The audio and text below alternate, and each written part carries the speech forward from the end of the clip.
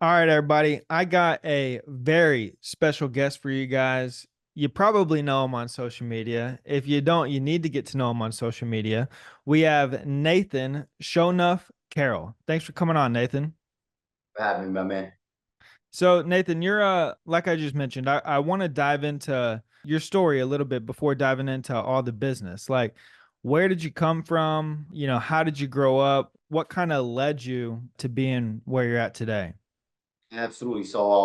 I'm a local guy where I'm from, Fall River, Massachusetts, born and raised. It's where the majority of my business comes from. Obviously, I'm a local real estate investor, agent, team lead now. But yeah, I was kind of just born in working class city. Grew up out here and kind of just found my way into doing real estate after I went through the process as a regular first time home buyer. Okay. And so what attracted you to real estate? My first purchase was like a three family, which to me sounded like a good idea. The way they explained it to me and the way it worked out was you get two rents that cover your mortgage and you kind of live rent free, build some equity. I kind of like that avenue. And during the process, watching how the agents moved and the lender and everybody involved, I thought I'd be a good fit for that. Maybe try it out as a career. I love it. What were you doing for work before that? I was in sales. I worked for like Nestle Waters, Poland Springs in sales. So I kind of had a little bit of a sales background that I thought I could transfer into real estate. Okay. Growing up, I mean, was any of your family in real estate? Did you know anybody in real estate? No, everybody I knew kind of had a regular 9 to 5, right? Nothing that's kind of like sales driven, commission based, or like even nothing I would really say that was careers. It was mostly like jobs, like punching in, going to work, getting paid, and that's cool. But that was kind of just everything everything I knew about life back then. Like even living on streets with multi-families, renting apartments, shit like that. I never really thought about a landlord collecting all those rents and what their lifestyle was like compared to mine. Yeah. And how old are you, Nathan? Well, 43, 43. Okay. And when did you get into real estate? 2017. So I was a late bloomer.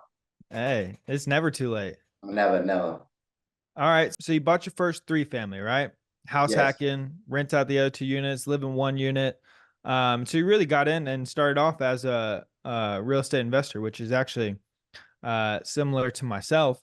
And so then you decided, well, all right, I see the real estate agent, the lender, all these people who are involved in this transaction here. So then you decided to go get your real estate license. I thought I would be kind of like relatable in my community.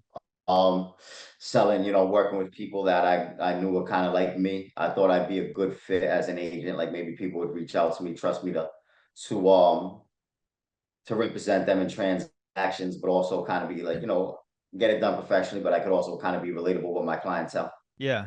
And so what was your experience going into, being a new real estate agent? And the reason I I was the reason Go I'm ahead. asking is like, myself, I have a license, it's expired. We own a brokerage here. We have about 100 agents who are with us, but like I never really wanted to be a real estate agent. Never wanted to go and represent clients necessarily for myself, but I was my own client. Me and my partner, we were our clients. We were buying deals. We wanted access to the data. We wanted to get paid our own commissions and things like that. But I never wanted to go and be a part of the real estate agent world, if that makes sense. And so, I'm curious what your experience was like coming in, like I didn't start out as an agent. My partner was a broker already. So we just started our own brokerage. And this is the That's only experience that I have with real estate brokerages. Yeah. And so like going to KW or anything like that, is just foreign to me and how agents get brought up. And so I'm curious what your experience was. Kind of I assume similar mindset of not really wanting to go be a part of all of that and kind of how you navigated through that. I mean, that's cool. That's a cool backstory. You kind of like you just skipped levels. You just went right into the real estate investing and ownership and having agents work for you, which is, where you want to be. I kind of just like buying my first three family, it didn't really make me a real estate investor, right? I thought, oh, I'm just gonna live in a three family mortgage free and that's cool. And then when I got my license, like, yeah, I was a real estate agent and I thought that was it. I was gonna be a real estate agent. But as you know, as I learned the industry and the business, that's kind of like where I figured it out and kind of started doing what you're doing, where like you probably had a knowledge of the game a little bit more in depth than me, and you were able to like like it's like you said, like I say the same thing. My business partner says that like, oh, I'm my biggest buyer, right? I'm my biggest client. And for me, it was just kind of like a growth process. Like I got my license. I hit well with it. I had a lot of clients my first year, and I was always able to build on that. But I didn't really know about the investing aspect of it, or like having agents work with you on a team or anything like that. That was all just a regular growth process for me. So I just started out like your regular new real estate agent seed, and I was blessed to meet the right people, put me in the right direction, and put me onto bigger and better things. Yeah. All right. And you were, I don't know if you are, but I remember 8, 9, maybe 15 months ago, you posted something about you were number one agent or team in Fall River. Is that right? Yeah, definitely. Not the number one team. I don't want to be disrespectful to anybody in my community. There's like two teams above us, which is cool. You know what I mean? You got your big brokerages and you got like 50 agents. But also what's cool about us too is we all close individually, right? So I'll close under my personal ID, my agents close under their personal ID. So everybody gets that kind of credit. But yeah, number one agent. I think the first time that happened to me was like 2022. I was the number one agent for most houses sold in my city. And then last year I was the number one listing agent, meaning like these two other people sold one more house to me, which is cool. Because I sold one more house when I was the number one agent. So it shakes like that sometimes. But I know I had the most listings and we sold them all. So it's kind of like anything else, I just changed the verbiage to make myself look as good as possible with my accomplishments. No, I get it. Well, talk to me about so the way that I found you, I believe was through, one of the Facebook groups, a real estate mastermind, maybe one of those. And, there's a few things that Nathan always says, Nathan Shonuff Carroll sold more houses than you and don't want to be a buyer's agent, right? Yeah, yeah, right. Because you know what it's like, I get a lot of listings and we kick them out, and buyers agents is just like it's a funny breed, and like I love buyers agents, like we still give them 50% and we still offer commissions despite what's going on, but they're also like they're an easy target as like a demographic. Doesn't mean all of them, but like a lot of them are wilds. You know what I mean? Like gonna call with a couple questions when there's 20 buyers that want the same house like 5 days after offers were due. Like, what questions do you have? Like, you need to go find something else. Right. Yeah. No, it's funny though, because I mean, it drives a lot of attention, Right. and a lot of people get pissed off and they get all pissy and they get in their feelings about a Facebook comment. And Right. so it's I've just always found it really funny, and I've always found it, respectful that you stay true to who you are. You're not out there Right. trying to be anybody else. You're not Yeah. out there trying to, of course you don't want anybody necessarily to dislike you, I'm sure, but it's like, hey, you don't like me, who cares? I sold more houses than you, you know? Yeah. Yeah. Like I feel like that too. Like, anybody that's successful in a business, other successful people are gonna respect it, right? And there's a couple things, like I try to be cool with everybody. Jokes are just jokes, right? But at the end of the day, there's competition. Like Michael Jordan didn't step on a basketball court to hang around with the Pistons. Like they can like it or not. But we're here to try to be the best at what we do and enforce that. And then it's just different demographics, right? Like I might be from an area where you're growing up and your best friend could come out with some fucked up sneakers and you're gonna crack on them. It doesn't mean you're a bad person. And that that's just kind of how it comes across. And it's cool to have a sense of humor. I'm definitely, like I'm not gonna say everybody that's been doing real estate for 30 years is driving a white Mercedes, right? But if you are, like I'm probably gonna have something funny to say about it. And that's just where we are. Yeah. Well, I mean, do you so in Fall River, tell me about Fall River. You said it's working class. I don't Until I found you, I didn't know Fall River existed. Right, right. So I mean, yeah, we're known like in Massachusetts, or city, I would say, even Rhode Island. but probably outside of that, even going deeper into New England, it's not like a big city where it's like, industrial or colleges or like great hospitals. We're just one of your regular like old mill cities across the United States. One thing that's really works really well for real estate is we do have a tremendous amount of multifamilies in the area. So, you've got your first time home buyers that are looking for help on their mortgages or to save a little bit of money and they buy those. But of course, we have a lot of out of state and a lot of in-state investors. So, playing that aspect of the games really, really helped me out in my career. It just happened to be there. I was happened to be born, get a real estate license, but it's kind of like a good fit. And I really like the multifamily or the investor aspect of real estate. So it worked well for me. Yep. And then how far, like where you're at today and where you operate, how far away is that from where you grew up?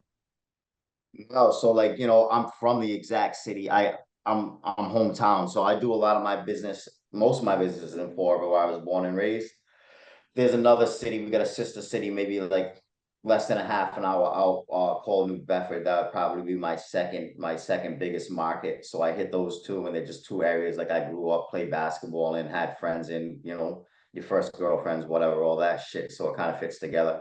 Um, I was born on one side of the city. Now I live on the other side of the city. That's all I can say that's different. I got you. Well, the reason I was asking that is I feel, you'd probably be an inspiration for your hometown and, other, younger kids who are growing up and are wanting to go do something and, make good money and have a good career. I'm sure that you're a big inspiration to those people. Cool. I mean, I try to do my best I can in the community, right? Like I think everybody that becomes successful from somewhere, you have that give back in you, especially if you're one of those people that become successful somewhere and stay there. And I get a lot of support from my community, and it's always important for me to pay that back and pay that forward. And especially like, having kids that might not have, I didn't see the angles and opportunities in growing up. Oh, I was breaking up. Oh no. Still? I can hear you now. Okay. Yeah, my apologies. So yeah, I was just saying that growing up, I might not have seen all the avenues. I might not have seen all the avenues that real estate has to provide, but being homegrown and doing it in your community in front of people, hopefully that can get passed on. Yeah. No, I agree. And how big's your real estate team right now? How many agents are with you? Five. Five? So not that big. I've had two for a couple years. I recently added three. Okay. The reason I'm asking is where I'm sitting right here is like 3, 4 minutes away from where I grew up. And so I mean, I was blessed to be born here in the Austin, Texas market. And Austin, Texas real estate market, has been a great place to stay. And so the reason I was asking that is like, I'm sure that there's kids, younger guys or girls in your community who, like you said, are not seeing the opportunities that real estate has to provide. Like for myself, I've been sober for about 9 years now. Prior to that, was making money in a lot of illegal ways and just ruining my life essentially. But like I was when I got sober and I was turning my life around, I was hungry and I was determined, and there was nothing that was going to stop me from succeeding in legal business. And I found that, like real estate agents, employees, sales guys that we're bringing on to do different things, like that's kind of who I'm looking for. And somebody who I want to come and be on my team is I'm looking for the person who is hungry, is loyal, needs a chance, hasn't been given an opportunity, and is willing to do whatever is required to succeed. I'm not necessarily looking for the person who, you know, is lazy, doesn't really want the opportunity, might be entitled to certain things. And so I was curious if you have at all kind of go and search those people out within your own community who are not seeing those types of opportunities. Right. So as far as members of the team that I work with, I haven't done that. I've usually been approached by people who kind of want, like, they see your track record, they want to get down with you. So I don't, and I'm kind of small, like closed fisted. Like it doesn't take a lot for us to sink our teeth into something. Everybody's pretty proficient. And when we get together, there's no like real small talk, this and that. You get to know people, you like them, and you have, your little functions and dinners and shit. But when we work, we just work. So there's nobody really coming in that's a distraction away from the mission. So if I ever came to the place of expanded, I'd expand and target certain people. But for me, I've been fortunate where people have just kind of like gravitated towards us and what we're doing and spread that forward. But with the kids in the community or people looking for careers, like that's when it's important for us to kind of be like, all right, like you can do this, you can do whatever. And it is like you said, everybody has their own paths or their own avenues, and you're looking for hustlers, right? Like some people might be drug dealers or this and that. They don't know anything. A drug dealer can only sell drugs, but like a hustler can hustle everything. And it's like somebody might sell used cars or might have a background with me, like where I was at a call center doing sales, and you find yourself in real estate and you're used to that. You know that you're only as good as your last closing, right? It's on to the next commission check. This isn't a cozy 9 to 5 where you come home and you sit on the couch. There's going to be days where, depending on what you want to accomplish, you might drive through 12-hour days grinding it out with your team. And then there's times where you're like, okay, we're gonna all take a vacation this week, shit like that. So yeah, it's definitely one of those careers that isn't for everybody, but wolves see wolves, and it's easy to recognize those people and put them on your team. Yeah, absolutely. All right. Well, talk to me a little bit about your real estate investing. So, you said you buy a lot of multifamily, I guess in your local market there. What all do you own? You started out house hacking as you started to buy Yeah. more real estate and be more involved in the industry. Kind of what were your goals and kind of what are your goals with real estate investing? I just got a little bit of equity in my first place. By that time, I had met other real estate investors. I knew it would be wise for me just to sell the building and take the equity and buy a new one. And now now I'm more liquid in the game to do other things. I did that a couple times, lived in a couple different places, sold them. Then I just started looking for like off market deals, right? Instead of people calling me like, hey, you want to help me buy or sell a house? Now I'm just looking for off market deals, people that may be interested in selling, like we all target. Once I started finding those, I got into the flip business. I had a mentor tell me to find those deals. We worked well together. We do all our deals together since then. So, I'm looking for something with a little bit of meat on the bone, whether it's a tenant rotation or value add. And as soon as I get it, I put it back on the market. I pitch it out. Granted, there's different markets, right? Like 2022, 2021, you couldn't walk outside without finding an off-market deal. Now we gotta dig a little bit deeper, but that's a little bit of a different animal. Those checks are 50,000 instead of 5,000. So they're worth hunting for. Yeah. So, doing a lot of flipping still today. Yeah, I still do. I'd say about 50% of my business is flips for myself. I'm not doing any holds right now. Obviously, that's the goal, right? Because your passive income is what's going to hold you down, But right now I'm just doing a lot of flips. I seem to do well with it. I'm building a nice nest egg. I don't know if in the next 2 years when I'm ready to invest, if I want to do the traditional buy a whole bunch of six families, or if I kind of want to look maybe going down south in areas like where you are and buying one big complex for one big down payment. I'm kind of weighing those avenues. That's what you want to do for sure. Yeah, yeah, I don't know where you're gonna do it at, but you want to go buy a 150 unit in one yeah, place. yeah. That's kind of what I'm thinking about. Well, good. And so with the flipping, like here, in 2020, and this is what we used to do. Like we've wholesaled tons of properties, land, commercial houses, flipped many properties. We own a bunch of single family rentals, 2 to 4 units. And then when the market shifted here, because in Austin and Fall River it might be different, but in Austin, those deals do not cash flow, period. Even, me buying them, 50% below what market value is, having a 4% interest rate, these deals do not cash flow, period. They're just too expensive here, taxes, insurance, etc. So you have to scale up if you want cash flow and buy a bigger complex. But we used to flip a lot of properties, and it was back then it was the easiest thing in the world to buy something, list it the next day, and it was worth way more than it was 2 months ago when you bought it. But when the market shifted in Austin, Austin market really got hit pretty hard compared to other markets in the United States.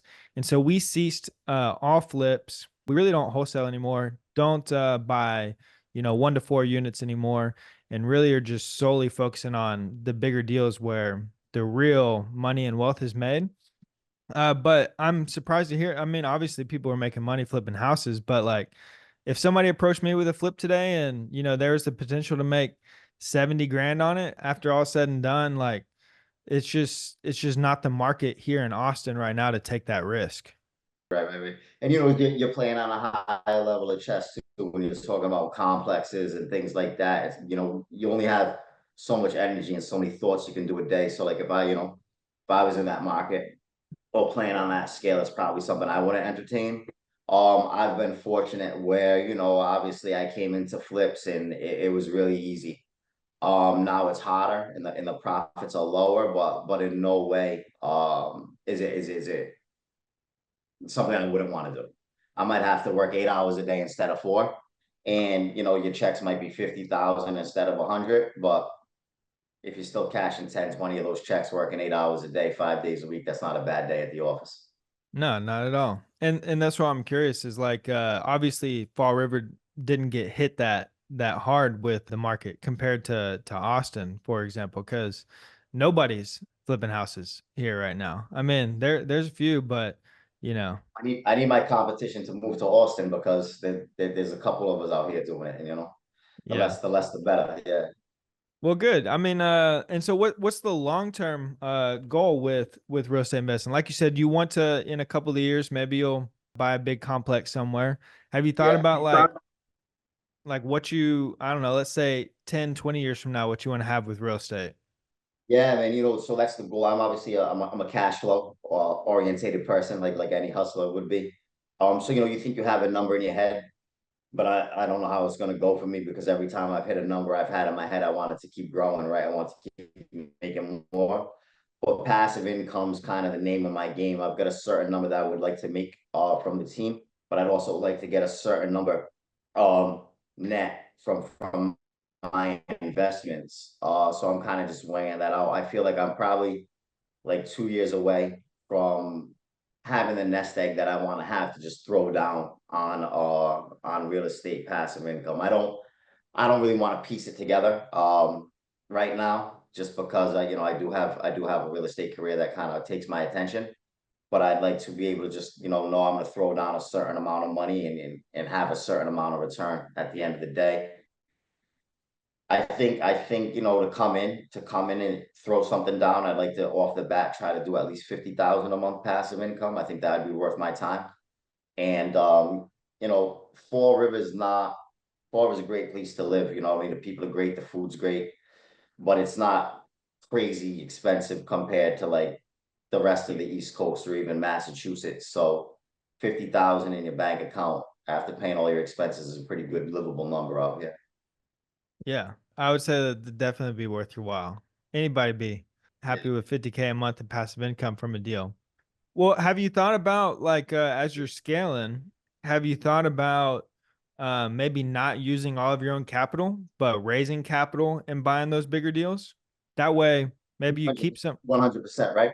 Because like that's what I'll do with my flips. I've never which is crazy because I'm so I've been so blessed in my career where like, I see people do flips and they're gonna put down a certain percentage, or maybe they go on the route where someone wants to come inspect the property, things like that.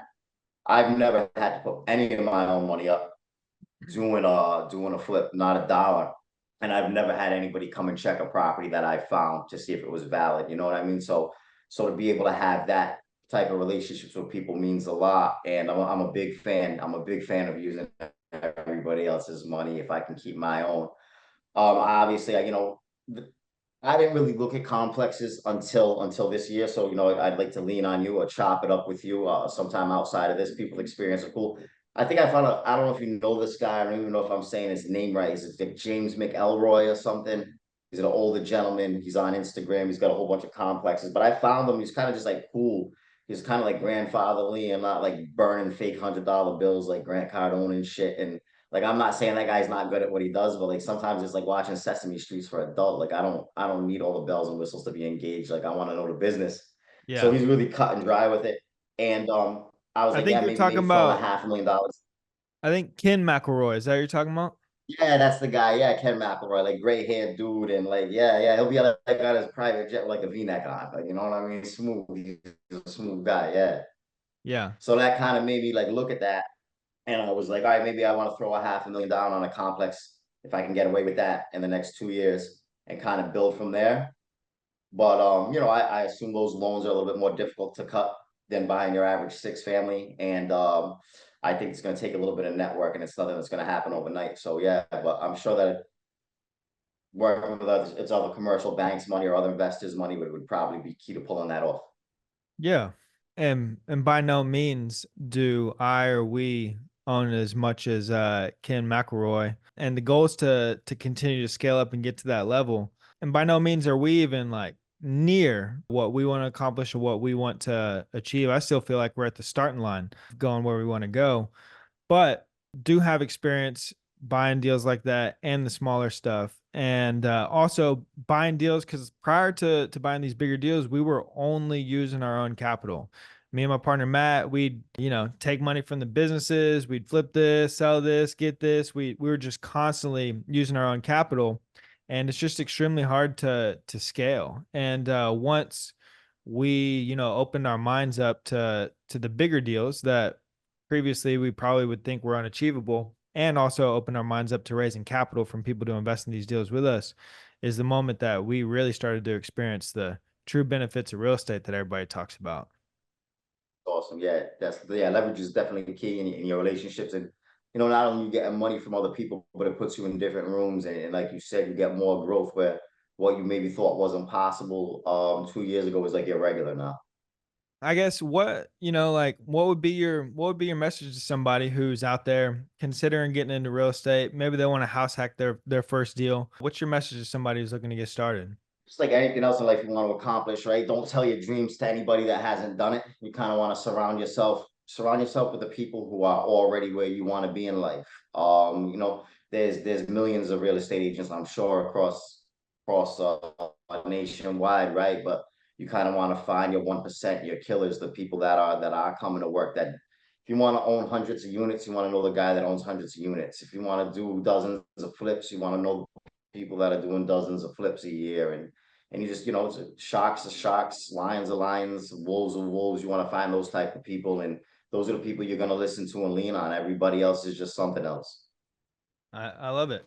All right, and for anybody who's in Massachusetts or wants to do deals there, how can they get a hold of you? Nathan Shownuff Carroll on Facebook, Money Cash Cribs 21 on Instagram, or you can just hit me up on my cell 774-526-1780. And what would you ask of the people? Hit you up in there in Massachusetts, give you a follow on Instagram.